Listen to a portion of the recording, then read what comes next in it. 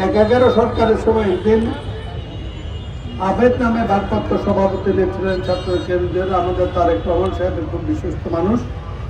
তিনি একদিন ছোট্ট একটা খবর পাঠালেন, নিজে এসে পলাতক অবস্থা শুনছে যে আজকের মধ্যে যদি আপনি একটা কিছু না করেন, আবু তখন জেলে, তাহলে আবুকে আগামী 2 দিন 24 ঘন্টার মধ্যে প্রস্তাব করুন।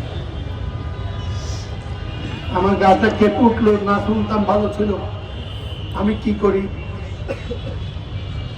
যা করলাম, কুমিল্লা আসলাম, ক্যান্টনমেন্টে গেলাম, তালিকা খুঁজে বের করলাম, অনেক কিছু রাজি হলো, কিন্তু আবুর ব্যাপারে রাজি হলো না। আমি বাসায় গেছি, এর মধ্যে আবুর বাবা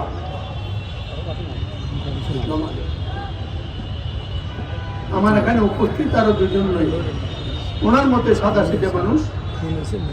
ওনাকে বসতে দিলাম আমার পাশে, আমার পাশে বসবে না, নিচে বসলেন যে আপনি কথা না দিলে আমি আপনার সাথে বলবো, আমার ছেলেটাকে বাঁচান, আমার কি ক্ষমতা আছে? আমি তখন বললাম, আমি গিয়েছিলাম আজকে, মনে হয় না পারবো।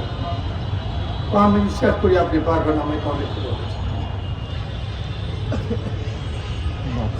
পরের ঘটনা, আল্লাহ পাক আবুকে রক্ষা করেছেন। ছেলের জন্য এরকম অজরে পানি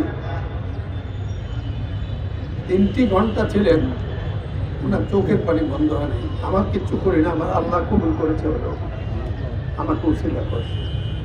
আজকে সালাম বিদায় জানাতে এসেছি, ধৈর্য ধরো বাবা, তোমার জন্য অনেক কিছু করেছে, ডোন্ট ফরগেট ইউ ফাদার। সবাই আমায় দোয়া করবেন। দেখো আজকে থেকে একটু সুস্থ, কালকে থেকে ইনশাল্লাহ কাজকর্ম শুরু করবো। 15 দিন আমি পানি খেয়ে রোজা রেখেছি, পানি খেয়ে ইফতার করেছি, বসে বসে কোরআন তালাওয়াত করে 15 খতমটা আজকে শেষ হবে ইনশাল্লাহ। আলহামদুলিল্লাহ, দোয়া করেন, ভালো থাকেন। আল্লাহ হাফেজ, আসসালামু আলাইকুম।